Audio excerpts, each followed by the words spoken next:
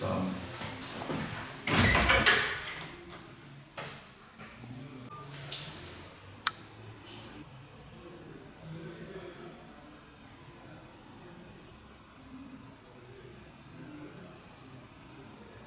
Bölge zaten istikrarlı değildi. Zaten 1990 yılından beri büyük bir savaşın içerisindeydi bölge.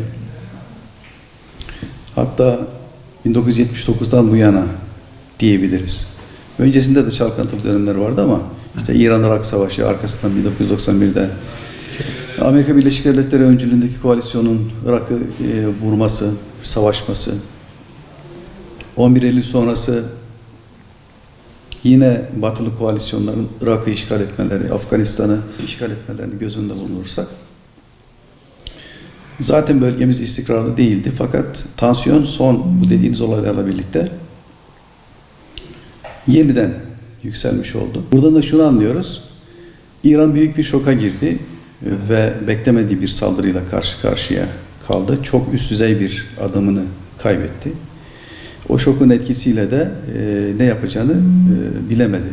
Biz bunu görüyoruz. Dolayısıyla bu son olay İran'ı şok eden ve saldıran Amerika Birleşik Devletleri'ni de giderek daha çok pişmanlık duyan noktaya getiren bir olay. Yani İran şoka girdi, yüzde gark oldu ama Amerika da mutlu olamadı. Hatta pişmanlık duymaya başladı. Çünkü bu hadise Amerika'nın bölgeden bir an önce çekilmesini hızlandıran bir etki uyandırdı. Çünkü bu olaydan sonra İran bölgedeki yabancı güçleri tehdit edince İngiltere ve Almanya dahil olmak üzere, Kanada da zannediyorum açıkladı bunu. Bazı batılı ülkeler Irak'ın talep etmesi halinde oradaki askeri varlıklarını çekebileceklerine dair açıklamalar yaptılar. Irak parlamentosu da böyle bir karar aldı. Irak Başbakanı da bunu duyurdu. Dolayısıyla duyurmanın ötesinde istedi. Yani yabancı güçlerin ülkeyi terk etmesinin Irak için iyi olacağını ve bunu istediklerini söyledi. Bu da Amerika'nın Irak'ı ve bölgeyi hızlı bir şekilde terk etmesini getirecek süreci başlattı. Bunu biz böyle okuyoruz. Amerika'yı çok sıkıntıya sokacak, çok pişman edecek bir sürecin fitilinin ateşlendiği kanaatindeyim. Amerika eninde sonunda zaten çekilmek zorunda kalacak bölgeden. Evet. Bu kaçınılmaz. Bu başka ihtimali olmayan bir durum. Fakat bu hadise o çekilmeyi hızlandırmıştır. Süreci bir an önce tamamlamayı getirmiştir. Çünkü Irak parlamentosunun ve hükümetinin bu açıklamasından sonra, yani yabancı güçler terk etsin açıklamasından sonra, hatırlarsanız dün bir gelişme oldu. CENTCOM komutanı bir yazı yazarak Irak Başbakanı'na bölgeden çekilmenin takvimini ve şartlarını konuşmak istediklerini belgelendirdi. Bunu sonra Amerikan Savunma Bakanlığı yalanladı ama yalanlarken doğrulayan bir yalanlamaydı. Çünkü yanlışlıkla gittiğini ve yanlış ifadeler, yanlış kelimeler kullanıldığını ifade etti. Bu da Amerika'nın içerisinde düştüğü kafa karışıklığını ve kaosu gözler önüne seren bir şey. Onların yalanlamasından sonra bugün gece Irak Başbakanı bu belgeyi doğruladı. Yani Amerika'dan böyle bir yazı geldiğini ve daha sonra yazının geri çekildiğini, yanlışlıkla gönderildiği ileri sürülerek geri çekildiğini söyledi. Bu da Amerika gibi güçlü zannedilen, süper güç olarak bilinen devletin ne kadar kafa karışıklığı ve acziyet içerisinde olduğunu, her kafadan bir ses çıktığını ve bir tek seslilik, istikrar olmadığını gösteren bir hadisedir. Zannedildiğinin aksine Amerika'daki zafiyetlerin bir dışa vurumudur. Bu da tek olay değildir. Yani o dünyadaki birçok konuda Amerikan yönetimi bir ileri bir geri yalpa yapmaya başlamıştır. Bu hızlanmıştır. Trump zaten Twitter üzerinden siyasetini açıklayan bir adamdır.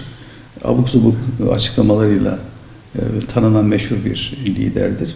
Bundan sonra bu kafa karışıklığının daha da artacağı ve Amerika'nın bölgedeki etkisinin daha da zayıflayacağını söyleyebiliriz. Bu Amerika'nın zayıflaması demek İran'ın güçlenmesi anlamına gelmiyor. İran'ın bundan sonra bölgede daha da zor duruma düşeceğinin belirtiler olarak söyleyebiliriz.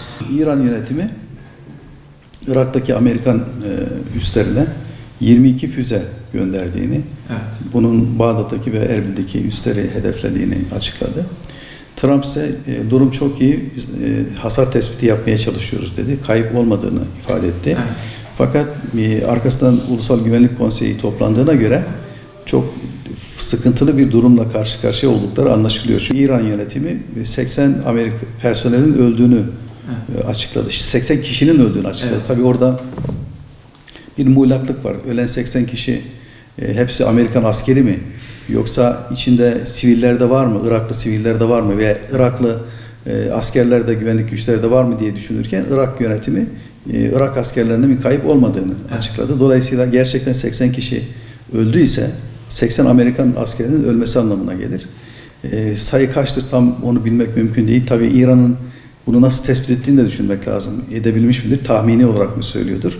İran saldırısında Amerika'nın hangi düzeyde kayıp yaşadığıyla alakalı diye düşünüyorum. Çünkü Kasım Süleymani'nin ölümünden sonra cenaze töreninde, törenler sırasındaki açıklamasında ve diğer siyasi açıklamalarda İran bunun intikamını alacaklarını, misliyle alacaklarını ifade etti. Kasım Süleymani, İran devletinin dünyada tanınan en meşhur, en güçlü generaliydi. Yani rütbe ve konum itibariyle belki öyle değildi ama ondan daha üstü olanlar vardı. Fakat özellikle Yemen, Körfez, Irak, Suriye ve Lübnan özelinde buraları komuta eden, buralardaki operasyonların tepesindeki adam olması münasebetiyle İran devleti bölgedeki en güçlü adamını, hatta dünyadaki tanınan en güçlü adamını kaybetti. Misliyle intikamını alacaksa en az o düzeyde bir Amerikalı yetkiliyi ortadan kaldırması veya Amerika'nın adamını ortadan kaldırması gerekir ki hedefine ulaşmış olsun. Bu üste o derece birisini öldürebilmiş midir bilemiyorum. Öldürdüyse olay soğuyabilir. Tabii Amerika bunun karşılığını tekrar almak istemezse. Evet. Amerika bizim üstümüzü vurdun, karizmayı çizdin, biz tekrar seni vururuz diye diretirse olay daha da büyüyebilir. Tabii İran da ona altta kalmayıp karşılık verecektir. Bir de İran, Kasım Süleymani'nin cenaze törenlerinde halkı sokaklara dökerek beklentileri olağanüstü derecede yükseltti. Evet. Yani küçük bir hedefi yok etmesi halinde o ayaklarından sokağa dökülen halkı tatmin etmek, onların yüreğini soğutmak mümkün olmayacak. O nedenle o halkın beklentilerini karşılayacak bir hedefi yok etmesi lazım ki intikamını tam olarak almış olsun. İran bunu yapabilir mi? Yapma kapasitesi var. Siyaseten yapmak ister mi?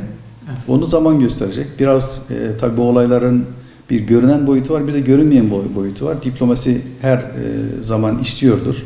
İranlı ve Amerikalı diplomatlar şu aşamada neleri konuşuyorlardır alttan alta, kamuoyundan habersiz. Ona bakmak lazım.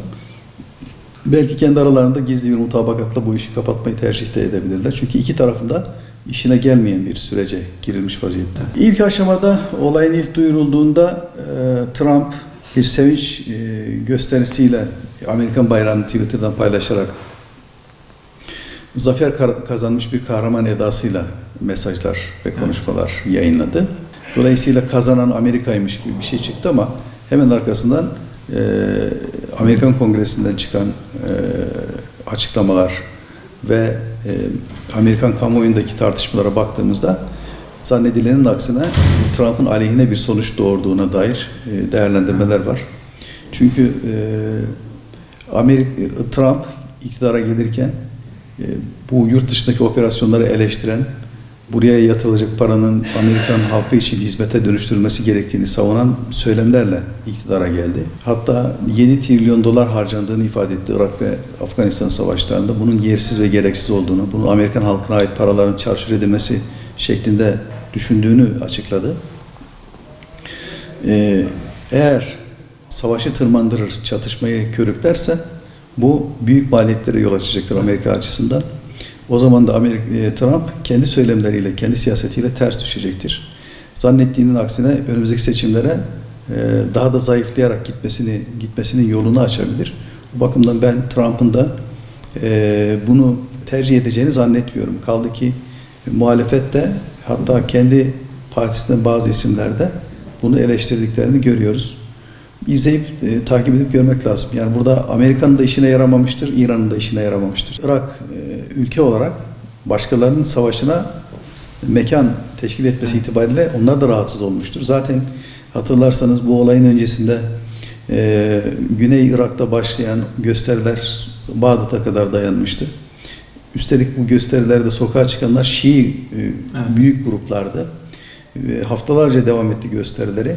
O gösterilerde atılan sloganlara baktığımızda Amerika'nın da İran'ın da Irak'tan elini çekmesini talep eden talepler söz konusuydu. Bunu da bu fotoğrafın, biraz önce konuştuğumuz fotoğrafın yanına koyduğumuzda İran ve Amerika açısından giderek daha sıkıntılı bir sürece girildiğini ortaya koyuyor.